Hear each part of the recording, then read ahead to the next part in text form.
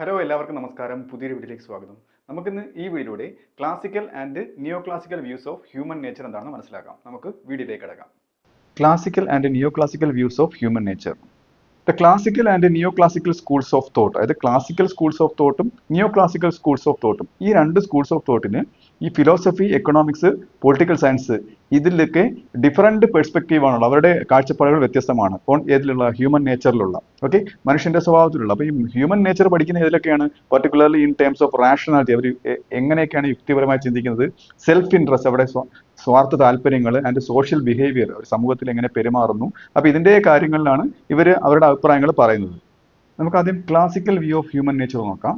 The classical perspective is largely influenced by, ഇത് classical ഈ ഒരു കാഴ്ചപ്പാട് കൂടുതൽ ഇൻഫ്ലുവൻസ് ചെയ്തിരിക്കുന്നത് thinkers like Plato, Aristotle, Thomas Hobbes, ഇവരൊക്കെയാണ് ഇതിൽ കൂടുതൽ, ആൻഡ് ജോൺ ലോക്ക്, ഇവരൊക്കെയാണ് കൂടുതൽ ഈ ക്ലാസിക്കൽ തോട്ട്സിന് അടിസ്ഥാനം കൊടുത്തത്. As well as early economic theories like Adam Smith and David Ricardo. അതുപോലെ തന്നെ ഈ ആഡം സ്മിത്തിന്റെയും ഡേവിഡ് റിക്കാർഡോയുടെ ഒക്കെ മുൻകാലങ്ങളിലെ എക്കണോമിക് തിയറീസും ഈ ക്ലാസിക്കൽ പെർസ്പെക്റ്റീവിന് എന്ത് ചെയ്തിട്ടുണ്ട്? അടിത്തറയിട്ടിട്ടുണ്ട്. ഇനി നമുക്ക് ക്ലാസിക്കൽ വ്യൂവിന്റെ കീ ഫീച്ചേഴ്സ് നോക്കാം. Key features of the classical view. അതിൽ ആദ്യത്തേത് ഹ്യൂമൻ ആസ് റാഷണൽ ബീയിങ്, യുക്തിപരമായിട്ട് ചിന്തിക്കുന്നവരാണ് മനുഷ്യരെന്നാണ് ഇതിന്റെ അടിസ്ഥാനം എന്ന് പറയുന്നത്. അതായത് classical thinkers believe that humans are rational and capable of logical reasoning, ലോജിക്കലായിട്ട് ചിന്തിക്കുന്നതിനുള്ള, അതിന് ആ ഓരോ പ്രശ്നങ്ങൾ വരുമ്പോഴത്തേക്ക് അത് ലോജിക്കലായിട്ട് ചിന്തിച്ച് അതിന് പരിഹാരം കണ്ടെത്താൻ കഴിവുള്ളവരാണ്. അതങ്ങനെ തന്നെയാണ്. അപ്പോൾ ഇതിൻ്റെ ഒരു കീ ഫീച്ചറാണ്. അടുത്തത് self interest as A driving force, സ്വാർത്ഥ താല്പര്യങ്ങളാണ് ഒരാളിൽ, ഒരു വ്യക്തിയുടെ ഡ്രൈവിംഗ് ഫോഴ്സ് ആയിട്ടിരിക്കുന്നത്. അതാണ് ഒരാളിനെ മുന്നോട്ട് നയിക്കുന്നത്. ഓക്കെ, അതാണ് ഈ ആഡം സ്മിത്തിന്റെ തിയറി ഓഫ് ഇൻവിസിബിൾ ഹാൻഡിൽ പറയുന്നതിന്റെ അടിസ്ഥാന തത്വം തന്നെ അതാണ്. Especially in economics, Adam Smith, അതായത് ഫാദർ ഓഫ് എക്കണോമിക്സ് എന്നറിയപ്പെടുന്ന അദ്ദേഹമാണ്. Humans are seen as self interested, സ്വാർത്ഥ താല്പര്യങ്ങളുള്ളവരാണ്. Self interested actors who pursue their own benefit, അവർ അവരുടെ ഓൺ ബെനിഫിറ്റ് ആണ് നേടിയെടുക്കാൻ ശ്രമിക്കുന്നത്. അപ്പൊ ഇങ്ങനെ നേടിയെടുക്കുമ്പോഴത്തേക്ക് അത് സൊസൈറ്റിക്ക്, അത് ഇൻടേൺ സൊസൈറ്റിക്ക് ബെനിഫിഷ്യൽ ആയിട്ട് വരുന്നു. അതാണ് ഈ തിയറി ഓഫ് ഇൻവിസിബിൾ ഹാൻഡിൽ ഇദ്ദേഹം പറയുന്നത്, leading to broader social good. Okay, അടുത്തത് ഫിക്സ്ഡ് ആൻഡ് ഇന്നേറ്റ് നേച്ചർ ആണ്. ഇന്നേറ്റ് എന്ന് പറയുന്നത് ജന്മനാ ഉള്ള നൈസർഗികമായ ഒരു നേച്ചർ ഹ്യൂമൻസിനുണ്ടെന്നുള്ളത്. അതായത് many classical thinkers argue that human nature is unchanging and universal, അത് ചേഞ്ച് ചെയ്യാത്തതാണ്, യൂണിവേഴ്സൽ, സാർവത്രികമായിട്ട് മനുഷ്യന് ഒരു സ്വഭാവം ഉണ്ട് എന്നുള്ളതാണ് മെനി ക്ലാസിക്കൽ തിങ്കേഴ്സ് പറയുന്നത്. ഓക്കെ, ഷേപ്ഡ് ബൈ റീസൺസ്, അത് പല കാരണങ്ങൾ കൊണ്ടാണ് ഇങ്ങനെ വന്നിരിക്കുന്നത്. ആൻഡ് മോറൽ കൺസിഡറേഷൻ, അവിടെ മോറൽ ആയിട്ടുള്ള ചില കാര്യങ്ങൾ കൊണ്ടും മറ്റു ചില കാരണങ്ങൾ കൊണ്ടൊക്കെയാണ് ഇങ്ങനെ ഒരു നേച്ചർ ഉണ്ടായിരിക്കുന്നതെന്നാണ് ഈ ക്ലാസിക്കൽ തിങ്കേഴ്സ് പറയുന്നത്. അടുത്തത് ഹോബ്സ് വേഴ്സസ് ലോക്ക്, അതായത് ഇവർ തമ്മിലുള്ള അഭിപ്രായങ്ങളുടെ വൈരുദ്ധ്യമാണ് നോക്കുന്നത്. അത് political view പോയിന്റിലാണ്.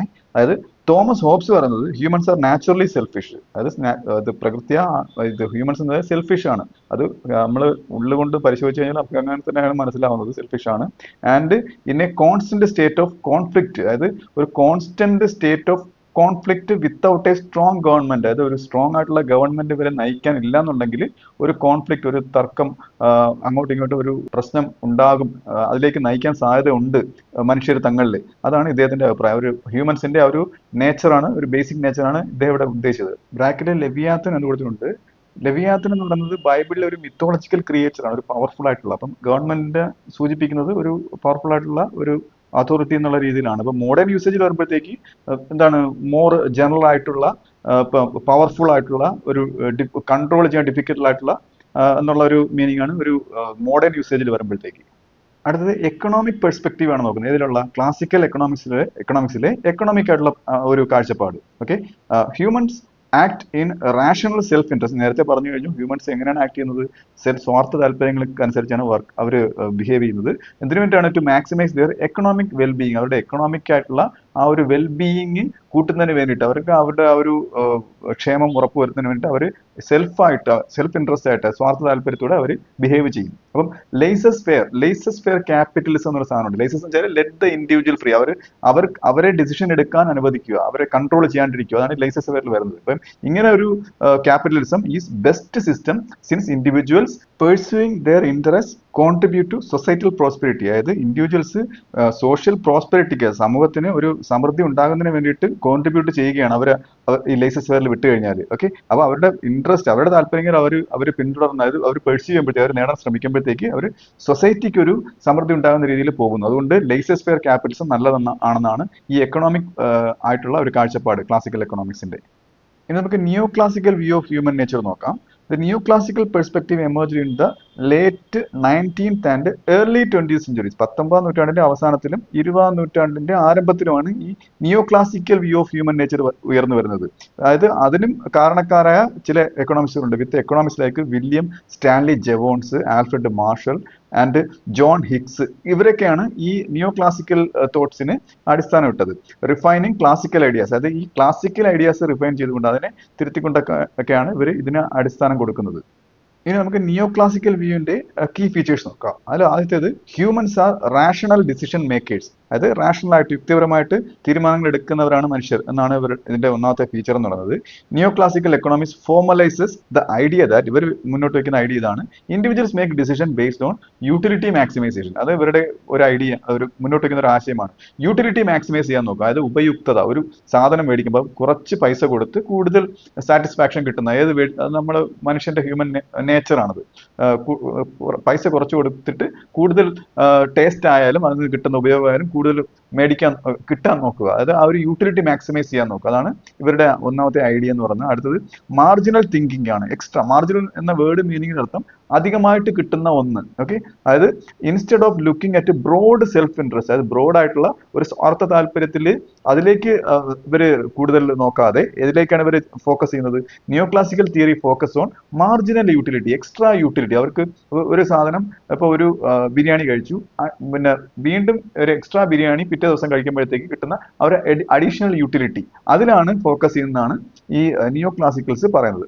How individuals make incremental choices, അതായത് ചോയ്സ് ഇൻക്രിമെന്റൽ ആയിട്ട്, അതായത് കൂടുതലായിട്ട് ഒരു ചോയ്സ് എടുക്കാൻ നേരത്ത്, അതായത് എക്സ്ട്രാ ഒരു സാധനം മേടിക്കാൻ നേരത്ത് ടു മാക്സിമൈസ് സാറ്റിസ്ഫാക്ഷൻ, ആ എക്സ്ട്രാ ആയിട്ട് മേടിച്ച ആ ഉൽപ്പന്നത്തിൽ നിന്നും കിട്ടുന്ന സാറ്റിസ്ഫാക്ഷൻ അവർ കൂട്ടാൻ നോക്കും എന്നാണ് ഉദ്ദേശിച്ചത്.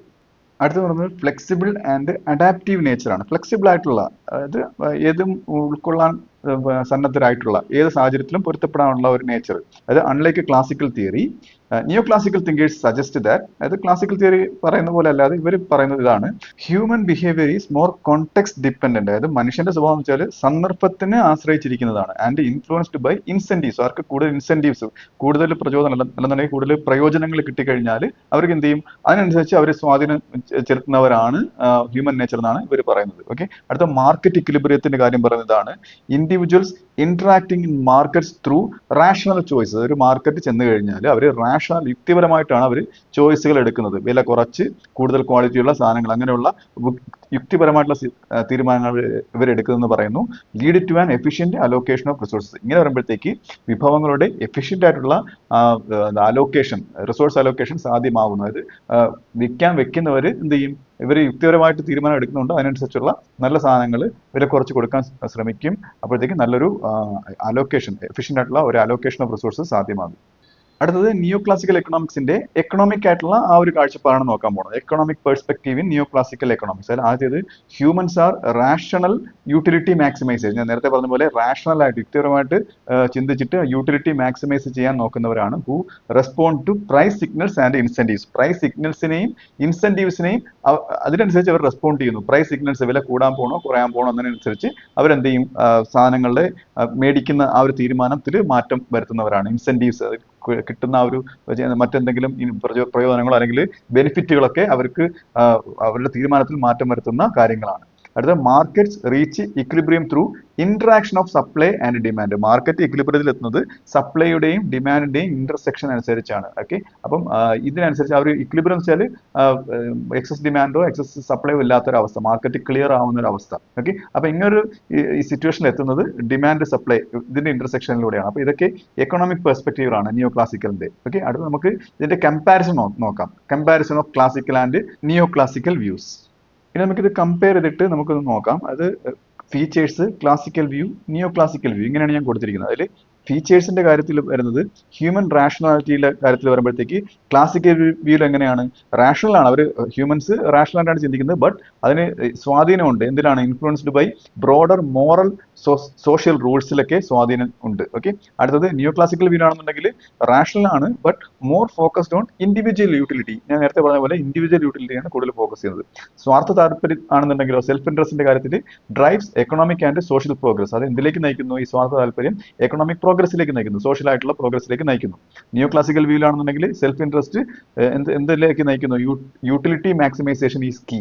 അവിടെ എന്താണ്? യൂട്ടിലിറ്റി മാക്സിമൈസേഷൻ ആണ് പ്രധാനമായിട്ടുള്ളത്. അടുത്തത് വ്യൂ ഓൺ ചേഞ്ച്. ചേഞ്ച് വരുന്ന കാര്യത്തിൽ ക്ലാസിക്കൽ വ്യൂ പറയുന്നത് human nature is largely fixed ആയിട്ടുള്ള ഹ്യൂമൻ നേച്ചർ ആണ് ഉള്ളത്.